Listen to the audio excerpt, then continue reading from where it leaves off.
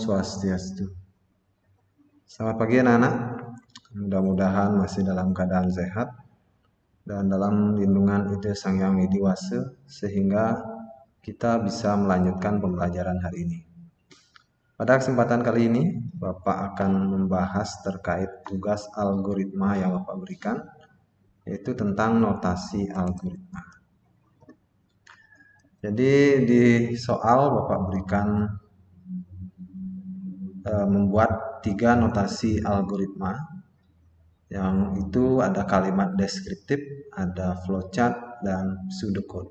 Ya. Jadi masing-masing notasi ini sebenarnya mempunyai kemiripan, yaitu sama. Ya. Sama-sama mengilustrasikan tentang bagaimana alur dari kerja sebuah program atau bagaimana cara kita menangani sebuah masalah, itu sama sebenarnya.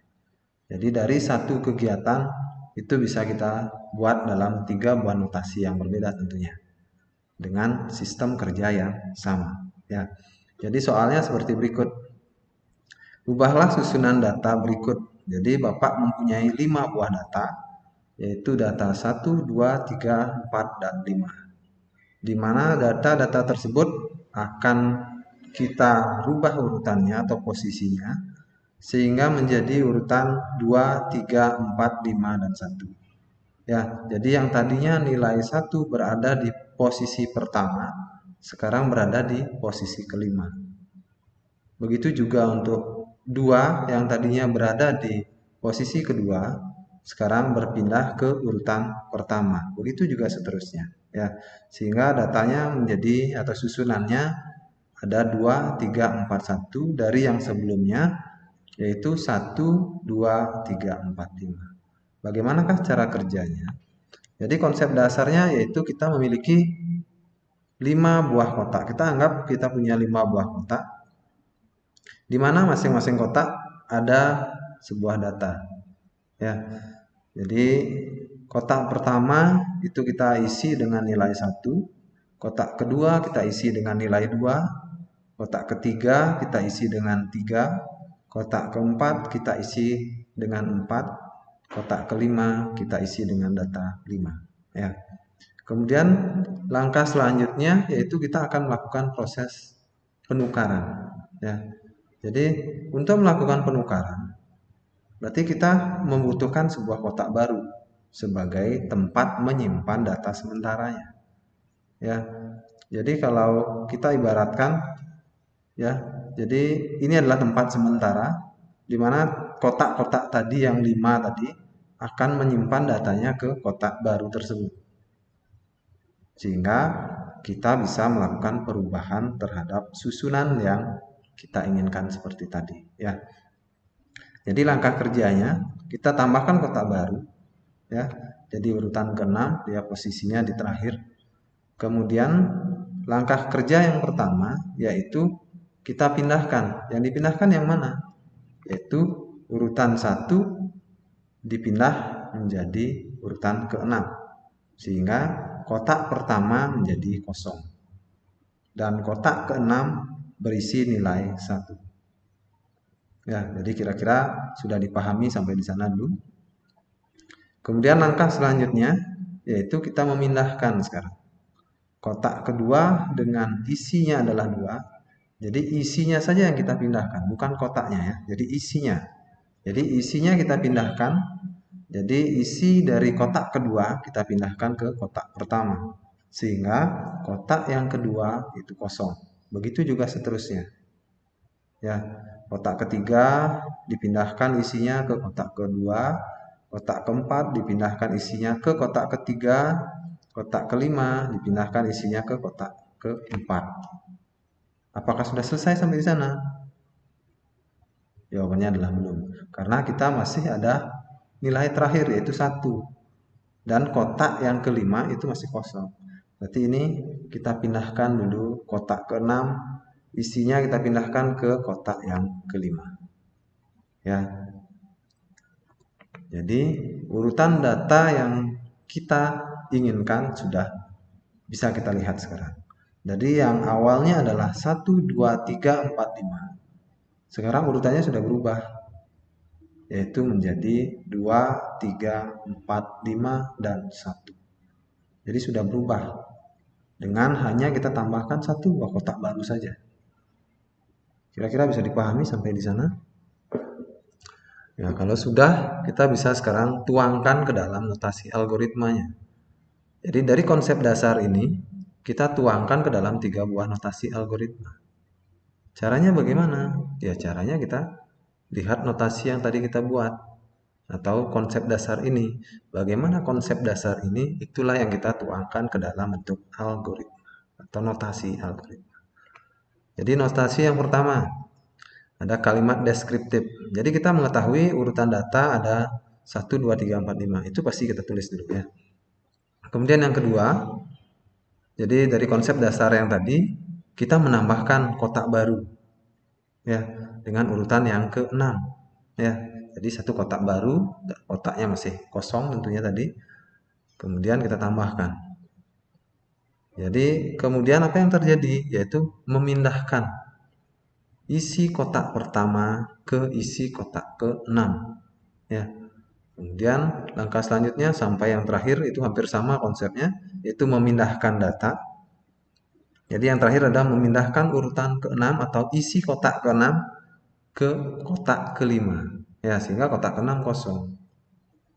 Sehingga hasil akhirnya menjadi 2, 3, 4, 5, dan 1. Itu kalimat deskriptif. Jadi ini sangat mudah sekali untuk dimengerti. Ya. Kemudian ada flowchart. Jadi sebelum melakukan pembuatan notasi dalam bentuk flowchart, tentunya kita harus mengetahui dulu apa fungsi dari masing-masing simbol. Tanda panah itu apa fungsinya, kemudian ada 5, segi 5, segi 6, ada bujur sangka, kotak ya, ada segi kerucut ya. Jadi apa fungsinya kita harus mengetahui. Setelah kita mengetahui baru kita bisa menuangkan dalam bentuk flowchart. Jadi ini flowchart ini sering digunakan dalam pemrograman tentunya ya.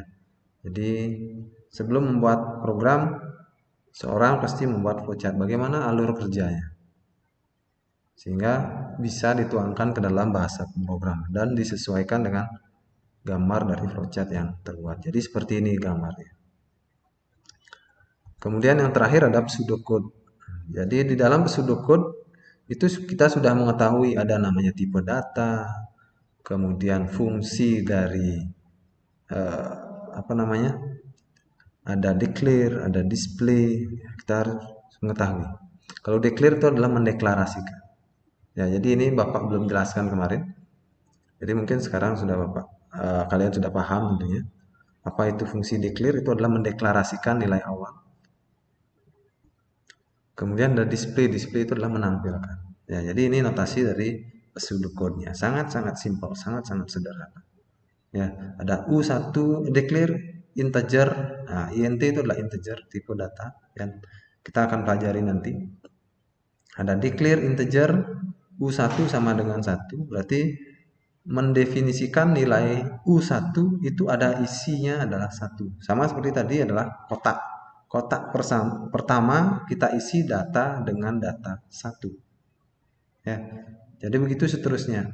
Sedangkan U6 itu tidak ada data. Ya. Jadi kosong. Ya, jadi U6 tidak ada kata sama dengan. Jadi kita deklarasikan ke dalam int ya atau integer. Jadi itu adalah tipe data. Kita akan bahas nanti. Ya, jadi cara memindahnya bagaimana? Ya, jadi bisa dilihat di bawahnya. Ada U6 sama dengan U1 itu sudah memindah artinya. Ya. Jadi U6 isinya adalah U1. Apa U1? Kita tahu bahwa U1 adalah 1. Ya. Begitu seterusnya sehingga hasil akhirnya atau bisa diperlihatkan dalam display. Display U1, U2, U3, U4, U5. Jadi kita display atau tampilkan nilai U1, U2, U3 ya. Jadi U1 sudah berubah tadi ya karena sudah dideklarasikan ke dalam U2 sama dengan U1 sama dengan U2 salah ya. Jadi U1 sama dengan U2. Jadi U1-nya sudah bernilai 2. Jadi di display sudah kita lihat bahwa nilai akhirnya atau outputnya sendiri Jadi 2, 3, 4, 5, 1. Ya. Jadi demikian tutorial cara untuk membuat notasinya. Jadi yang penting adalah kalian mempunyai logikanya dulu. Ya, jadi setelah logika yang kalian bentuk baru dituangkan ke dalam bentuk notasinya. Ya. Jadi yang terpenting dalam pemrograman adalah kalian bisa melogikakan sebuah permasalahan, menganalisis sebuah permasalahan sehingga masalah itu bisa diselesaikan dalam bentuk komputerisasi. Ya. Jadi sehingga apapun masalahnya dengan komputer tentunya masalah yang berat akan menjadi ringan atau mudah ya. Jadi itu tugas dari seorang programmer, mempermudah kerja orang dalam penggunaan sebuah aplikasi.